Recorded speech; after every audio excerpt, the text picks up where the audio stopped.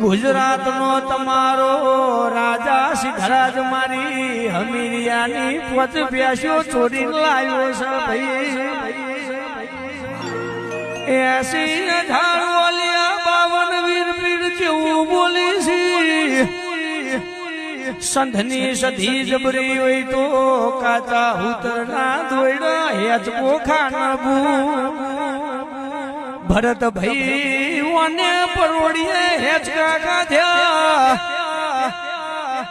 રોણિયો ના અંગોડા સરપંચ કાપી નો શ્યાહો ભળો ન ભાભીએ મેણો માર્યો તો